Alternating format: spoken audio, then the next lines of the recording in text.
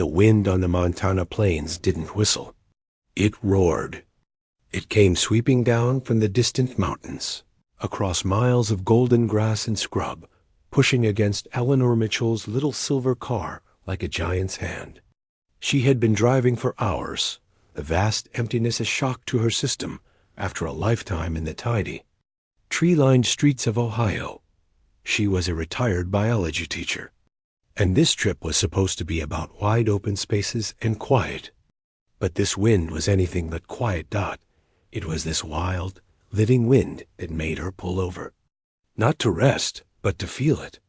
To stand in it. She stepped out of the car. The door nearly ripped from her grip, and her gray hair flew around her face like a cloud. She squinted against the dust and the late afternoon sun, looking out at a landscape that felt ancient and untamed. This was northern Cheyenne land, and she felt the weight of that history in the very air. She fumbled with her camera, wanting to capture the fierce beauty of a crooked pine tree fighting the gale. As she raised the viewfinder to her eye, something else caught her attention. Not on the ground, but in the air. A single dark feather was dancing on the wind. It wasn't falling. It was performing.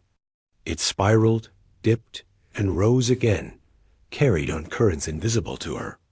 Eleanor lowered her camera, watching, captivated by its strange, graceful ballet. For a moment, it seemed to hang suspended directly in front of her, as if offering itself for inspection. Then, a sudden downdraft sent it tumbling end over end to land softly on the gravel shoulder of the road, not 10 feet from her boots. She walked over slowly, her sensible shoes crunching on the stones. She knelt down, not touching it, just looking. It was a flight feather, large and powerful, with a perfect pattern of black and gray barring. In her mind, the biologist catalogued it, a primary remix, likely from a mature golden eagle. She knew the statistics, the wingspan, the hunting habits, but the person, the woman kneeling on the lonely road, knew this was more than biology. A memory surfaced, clear as the Montana sky. Years ago, preparing a lesson plan, she had read about the sacred significance of eagle feathers for many Native American nations. They weren't souvenirs. They were earned. They were prayers given physical form, symbols of honor, courage, and a direct connection to the Creator. To possess one without the right was, she remembered the article saying, not just disrespectful, but a spiritual burden. Her eyes scanned the vast, empty horizon. There was no one. No eagle circled overhead claiming its loss. No human for miles, it seemed. The easy thing, the thing a part of her whispered to do, was to take it. A stunning, rare find. A treasure. She could imagine it in a simple vase on her bookshelf back home. A story to tell. Yet, as she looked at the feather lying so vulnerably on the public gravel, the idea felt deeply wrong. It was like finding a stranger's private letter or a sacred text from a church. The value wasn't in the object itself, but in what it meant to its people. To take it would be to steal that meaning. A stronger gust threatened to lift it again, to send it skittering into the ditch or under the wheels of the next passing truck. That decided it. She couldn't leave it. But she couldn't just put it in her pocket either. She went back to her car and found a clean, blue cotton bandana in her glove box. Returning to the feather, she spoke softly to the air. I'm just going to move you. Keep you safe. Using the cloth, not her bare fingers, she gently slid it under the feather and lifted. It was lighter than she expected, and yet it felt immensely heavy with significance. She placed it carefully on the passenger seat, the bandana cradling it, and sat for a moment behind the wheel. Her original plan, a solitary drive to her rented cabin, was gone. A new pressing responsibility had taken its place. She had to give it back. But to whom? She recalled passing a small cluster of administrative buildings for the tribe about 20 miles back. That was it. She would drive there, hand it over to someone in an office, explain where she found it, and be on her way. A simple act of decency, she told herself. She turned the car around, the feather her silent, sacred passenger, its presence filling the car with a quiet gravity she had never felt before. The wind, as if satisfied, finally began to die down. The sun was starting to dip lower in the sky, painting the plains in long golden shadows. As Eleanor drove back the way she had come, the feather lay beside her on the seat, a quiet passenger that seemed to change the very air in the car. Every bump in the road made her glance over, worried it might slide to the floor. The tribal administration buildings she remembered were just off the main highway, a modest collection of low, functional structures. But as she pulled into the small parking lot, her heart sank. The place had a deserted, closed-up feel. The windows were dark. A quick check of her watch confirmed it. It was after 5. Of course. Offices kept hours. She sat in her idling car, unsure what to do. She couldn't just drive to her cabin with the feather.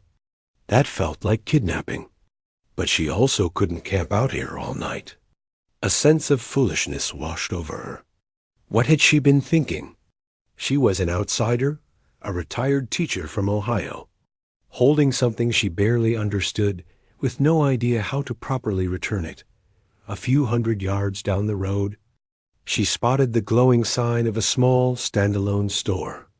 It was the kind of place that sold a bit of everything: groceries, fishing licenses, cold drinks, and diesel fuel.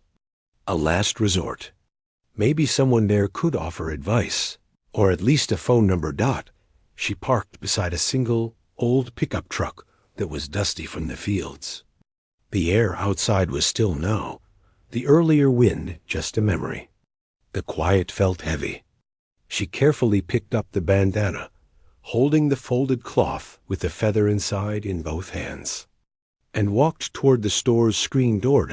Just then, the door of the store creaked open, and a man stepped out.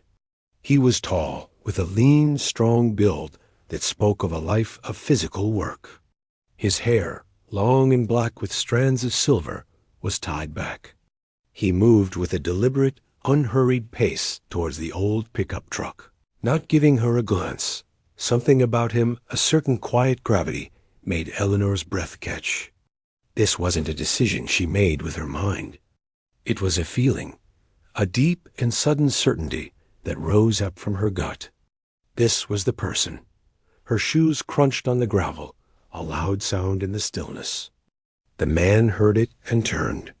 His eyes were dark and watchful, taking in the sight of an older white woman he didn't know, holding a folded blue cloth with a strange formality. "Excuse me," Eleanor said, her voice sounding small. "I'm sorry to bother you." He didn't speak, just gave a slight, almost imperceptible nod, waiting. His expression was neutral, neither friendly nor unfriendly.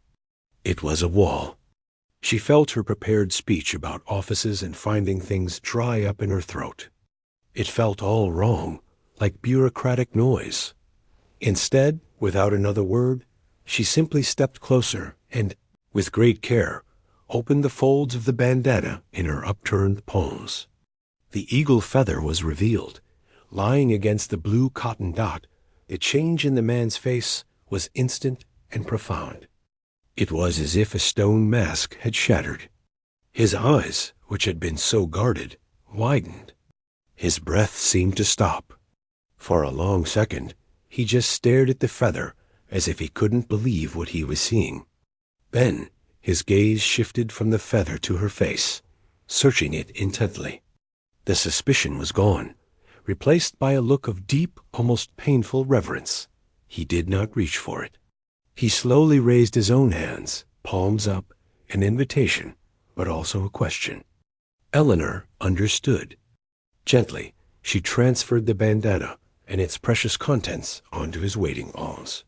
His hands were large and calloused, and they cradled the cloth as if it held a sleeping child. He looked down at it for a long moment, his head bowed. The silence between them was thick, but it wasn't empty. It was filled with something Eleanor could feel, but not name. Finally, he spoke. His voice was low and gravelly, like the earth itself. "I am Thomas Tall Bull."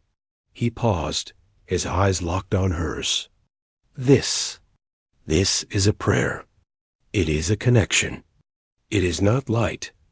Eleanor simply nodded, her own throat tight. "Why?" he asked. The single word held a universe of meaning. Asterisk. Why did you pick it up? Why did you seek someone out? Why did you not keep it? Asterisk. Eleanor thought of all the reasons. The article she'd read. The feeling of wrongness. But when she spoke, only the simplest, truest reason came out. It was the same one she had felt on the roadside. "It wasn't mine to keep," she said. Her voice was quiet but clear. "It didn't belong to me." Thomas Tall Bull studied her face for what felt like a full minute. He was looking for something, a hint of a lie, a trace of pride, maybe just the shape of her character. Whatever he saw seemed to satisfy him. He gave another slow, deep nod, this one different from the first. It was a nod of acknowledgement, of respect. "Thank you," he said. The words weighted with more than politeness. Then, without another word, he turned. He placed the feather with immense care on the passenger seat of his truck, got in, and started the engine. He didn't look back as he pulled out onto the road, the old truck kicking up a small cloud of dust that hung in the amber evening light. Eleanor stood alone in the parking lot, the bandana now empty in her hands. The encounter had lasted less than 5 minutes, and yet she felt utterly drained, as if she had run a long distance. She had passed something on, but the weight of it hadn't lessened. It had just changed shape. She had no idea who Thomas Tall Bull was, not really. She didn't know if she had done the right thing or made a terrible mistake by giving it to a stranger. All she knew was the feather was gone, and with it, that strange sense of certainty. She got back into her car. The silence now was just silence. She drove the rest of the way to her cabin in the growing dark, the empty passenger seat beside her, a constant reminder of the sacred burden she had carried, and then let go. The quiet of the little cabin was a balm after the intensity of the day. For 3 days, Eleanor tried to settle into the rhythm of her vacation. She read books on the porch, took short, cautious walks, and tried to sketch the rolling hills. But her mind kept drifting back to the wind, the tumbling feather, and the solemn face of Thomas Tall Bull. The encounter felt like a dream, vivid but distant, something that had happened to someone else. On the morning of the 4th day, she was washing her breakfast dishes, looking out at the pine trees, when she heard the distinct sound of a vehicle slowing on the gravel road. It wasn't just passing by. It crunched to a stop right outside her cabin. A knot of nervousness tightened in her stomach. Visitors were unexpected. She dried her hands on a towel and walked to the front window, peering through the curtain. A young man was getting out of a clean, dark sedan. He was dressed neatly in pressed jeans and a button-down shirt, not the work clothes she'd seen on most people here. He had a serious, respectful look on his face. He walked up to her porch, not with hesitation, but with a clear sense of purpose. Eleanor opened the door before he could knock. "Good morning," he said, his voice polite. "Are you Eleanor Mitchell?" "I am." He held out a long white envelope. It looked formal. "This is for you, from the Northern Cheyenne Tribal Council." She took it, her fingers feeling clumsy. The paper was thick and substantial. The tribal seal was embossed on the front. "What is it?" "It's an invitation," the young man said. But the way he said it, the word invitation, sounded more like a summons. He seemed to choose his next words carefully. "The council respectfully requests your presence. The day after tomorrow, at 10 in the morning, in the council chambers." He gave a small, polite nod. "Someone will be there to meet you at the door. Have a good day." And with that, he turned and walked back to his car, leaving her standing on the porch, holding the envelope like it might be hot to the touch. Inside, she sat at the small wooden table and opened it with a butter knife. The letter inside was typed on official stationery. The language was courteous but precise. It confirmed what the young man had said. She was asked to appear before the council in 2 days' time. It gave the time and address. It was signed by a name she didn't recognize. For a long time, she just stared at the words. A flood of questions, all of them anxious, crashed in her mind. Had she done something wrong? Had she broken a law she didn't know about? Was the way she'd handled the feather, picking it up with a bandana, giving it to a stranger in a parking lot, some kind of terrible insult? Maybe Thomas Tall Bull hadn't been the right person. Maybe she had disrupted something sacred. And now she was going to be told, so formally, by the most important people in the community. The thought of walking into a room full of elders, of being judged, made her feel faint. She was a private person. She hated being the center of attention. This felt like the worst kind of attention. For the next 48 hours, the peace of the cabin was gone. It was replaced by a low, humming dread. She tried to reason with herself. They had said, respectfully, requests. That was polite. But why would the entire council want to see her? That couldn't be for a small thank you. It felt judicial. It felt serious. The morning of the meeting, she dressed with more care than she had all week, a simple, neat dress and a cardigan. She drove the now familiar roads back toward the tribal offices, but this time her heart was pounding. The sky was a clear, hard blue, indifferent to her worry.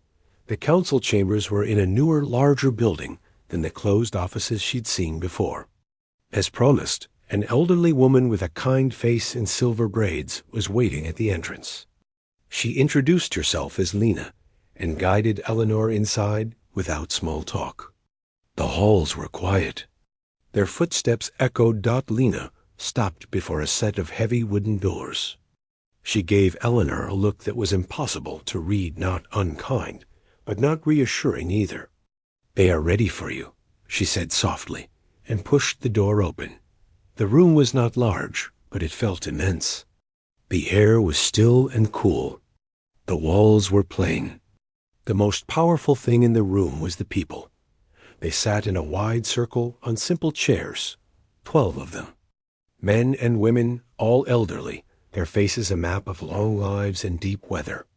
They wore a mix of modern clothing and traditional elements, a beaded necklace here, a ribbon shirt there. No one smiled. Their expressions were calm, observant, and profoundly dignified. The weight of their collective gaze was a physical feeling. In the very center of the circle, on a small table, lay a piece of deep red cloth.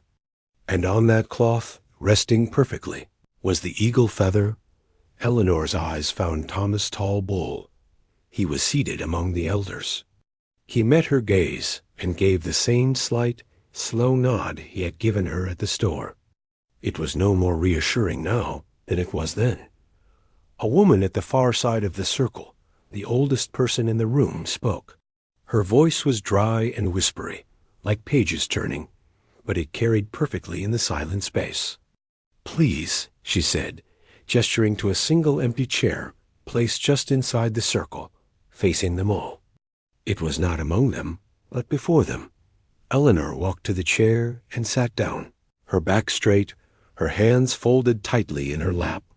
She felt like she was in a story from another century. She felt entirely out of place. The elder woman spoke again.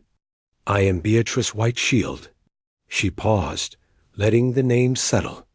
"We have heard the account from Thomas Tall Bull. He has told us of the finding and the returning. Now we wish to hear from you. We must hear your story, from your own words. Tell us. From the beginning, tell us everything about the day you found this feather. Do not leave anything out." The request was simple. The expectation behind it was immense. Eleanor took a shaky breath. The eyes of the council were upon her, waiting. She was there to be heard. She just didn't know yet if she was on trial.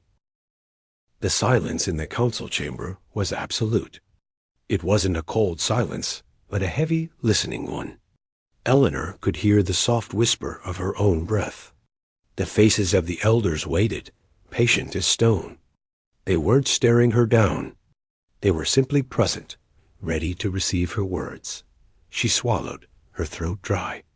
She looked down at her own hands, knotted together in her lap, then took another breath and began.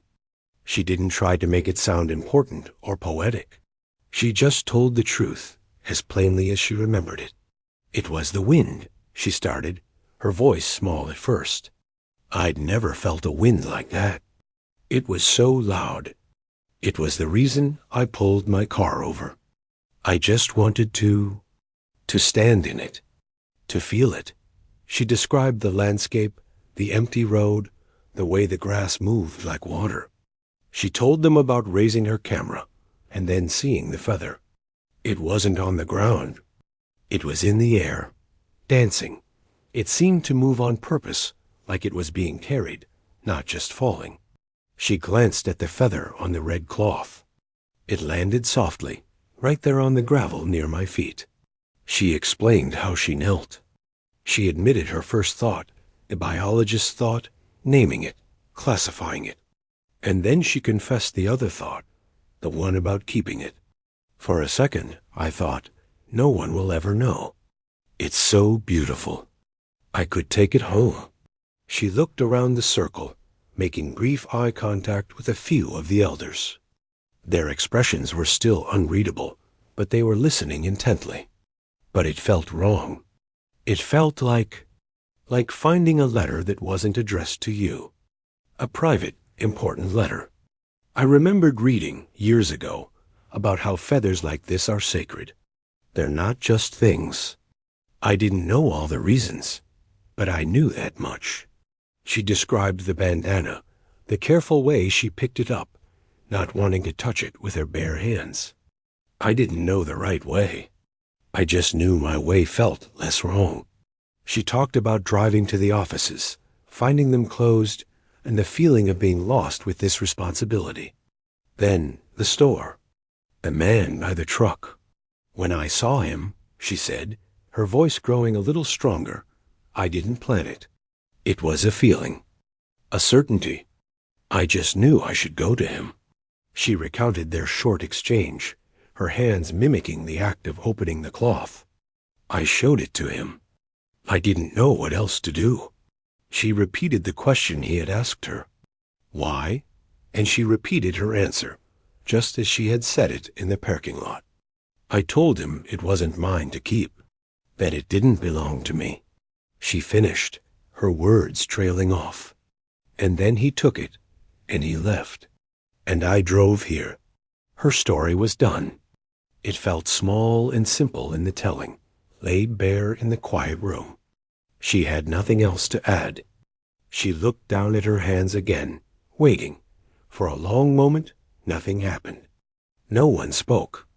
She could feel the elders looking at her, but also at each other. Then, Beatrice Whiteshield, the elder who had spoken first, leaned forward slightly. She did not address Eleanor. Instead, she spoke to the man sitting next to her, an older man with deep lines around his eyes. Her words were not in English. They were fluid, musical, full of soft sounds and hard stops, the Cheyenne language. Eleanor sat perfectly still. This was it, she thought. They were discussing her, deciding something. She couldn't understand a word, but she listened to the tone. It wasn't angry. It was thoughtful, measured. One elder would speak a few sentences, then another would respond. Sometimes several would murmur in agreement. Thomas Talbot was part of this conversation. He spoke once, his low voice calm. He gestured slightly toward Eleanor as he spoke. She caught the English words wind and bandana mixed into the stream of Cheyenne, and she realized he was confirming parts of her story, tying his account to hers, The discussion went on for several minutes. It felt like an hour.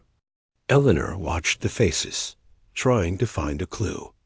A few of the elders nodded slowly as they listened. One old man with bright, keen eyes looked directly at her for a long time, then gave a small, thoughtful grunt and looked away. Finally, Beatrice White Shield sat back in her chair. The soft chatter ceased. The room returned to its deep silence. All eyes turned back to Eleanor. Beatrice spoke again, this time in English, directly to her. Her whispery voice was clear. "You saw it not as a lost object," she said, pausing as if choosing each word with great care. "You saw it as a responsibility." Eleanor felt a shiver go through her. It was true. That was exactly it. She hadn't seen a treasure. She'd seen a duty. The elder continued. "You felt the weight of it. You carried that weight. You did not set it down by the road. You did not hide it in your pocket. You carried it, looking for its right place." She glanced around the circle, and the other elders nodded, a slow, unified movement. "This is a good thing." A wave of relief, so powerful it made her feel weak, washed over Eleanor. She hadn't offended them. This wasn't a scolding. Beatrice Whiteshield's next words were not for Eleanor, but for Thomas Tall Bull. She spoke a short phrase in Cheyenne. Thomas Tall Bull nodded. He looked at Eleanor, and for the first time since she'd met him, his stern expression softened, just a little, at the corners of his eyes. He translated. "The council says you carried the burden with respect," he said. "You completed the journey for the feather. Now its journey can continue." He didn't explain what that meant, but the way he said it sounded final and good. The tight knot of anxiety in Eleanor's chest, the one she'd carried for days, finally began to loosen. She had done the right thing. They had seen her intention, and they had understood. The words from Thomas Tall Bull hung in the quiet air of the council chamber. You carried the burden with respect. Eleanor felt the truth of them settle deep inside her, a warmth spreading from her chest to her fingertips. The fear was gone, replaced by a feeling of profound relief. And something else, a sense of having passed a test she hadn't even known she was taking. Beatrice Whiteshield, the elder with the whispery voice, slowly pushed herself up from her chair. She moved with a stiffness that spoke of many winters, but her posture was straight and proud. All eyes in the circle followed her as she took a few steps toward the center, toward the small table with the red cloth and the feather. She stood beside it, but she did not touch it. Instead, she turned her gaze to Eleanor. Her eyes, deep-set and dark as river stones, held Eleanor's. "The eagle," Beatrice began, her voice gaining a little strength, "is a messenger. It flies closest to the Creator. Its feathers are more than honor. They are prayers given a shape we can hold. To find one is a powerful event. It is a sign, but not always for the finder." She paused, letting the idea take root. For our people, such a feather must be earned. It is given, not taken. To find one and to keep it? She shook her head slowly. That is to steal a prayer. It is to break a sacred thread. Eleanor listened mesmerized. This was the meaning behind the feeling she'd had on the roadside. This was the wrongness she couldn't name. "You are not Cheyenne," Beatrice said plainly, without malice. "You did not know all our ways. But you listened to a good heart. You saw a thing that was not yours, and you acted to make it right. You returned a prayer to its people." She looked around at the other council members. There were more nods, a soft murmur of agreement. Beatrice turned back to Eleanor. In the old days, sometimes a person from outside would do a great service for the people. They would show a true heart. When this happened, it was a custom to give that person a name. A good name. A name that told the story of their good deed, so that the story would not be forgotten. Eleanor's breath caught. She sat very still. "This council has talked," Beatrice continued. We have heard the story of the wind, the bandana, the parking lot. We have heard of your respect. We agree. What you did was a good deed for our people. You returned something precious that was lost. She took a final, deliberate step closer to Eleanor's chair. Her ancient face was solemn, but there was a light in her eyes. So now we give you a name. It is a Cheyenne name. You do not have to use it, but it is yours. It is the name of what you did. Beatrice then spoke a word. It was a complex, beautiful sound, unlike any word Eleanor had ever heard. It seemed to have several parts, flowing together like water over stones. Thomas Tallbull spoke from his seat, his voice a gentle translation. V-K-C. It means bird woman who returns. Bird woman who returns. The name echoed in Eleanor's mind. It wasn't a title. It wasn't a trophy. It was a story, her story, condensed into a few syllables. It held the wind, the dancing feather, the careful hands, and the long, uncertain drive. It held the moment in the parking lot when she offered up the burden she had carried. Tears pricked at the corners of her eyes, but they were not tears of sadness. They were something else entirely. This name, Beatrice said softly, is now part of you. You carried the feather home. Now we carry your story. She then gestured to the feather on the red cloth. This one, its journey was interrupted. You helped it back to its path. Soon, it will be presented to one of our young men, a veteran who has served with honor. It will be part of his healing, his regalia. Your respect made that possible. The prayer will continue because of you.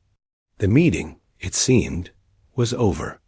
The elders began to rise, their movements slow and steady. The heavy atmosphere of judgment had lifted, replaced by a feeling of quiet conclusion. An elderly man with kind eyes came over and shook Eleanor's hand. A woman smiled at her. There were no grand speeches, no certificates.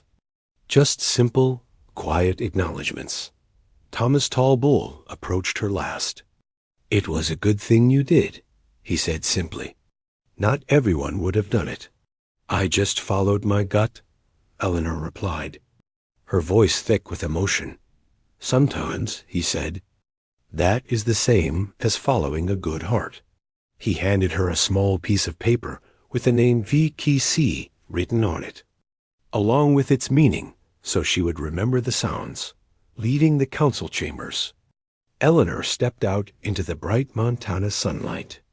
It felt different on her skin. The world looked the same, the wide sky, the distant hills, but she felt different in it. She didn't have a feather to show for her journey. She had a name, a story that belonged to the land and its people now, a story that was also now a part of her. A year later, a letter would arrive at her home in Ohio. It was from the Tribal Council's Cultural Committee. They were starting a small project, they wrote, to document native plants and their traditional uses. They remembered she was a biology teacher. They wondered if she might be interested in consulting, in helping to bridge different ways of knowing. The letter was addressed to Eleanor Mitchell, but at the top, in parentheses, it said, VKCE. She would say yes, of course. It was an invitation back to a place where she had learned to listen, and where a simple act of returning something that was never hers had, in the end, given her something far greater, a connection, and a name that meant she belonged to the story too.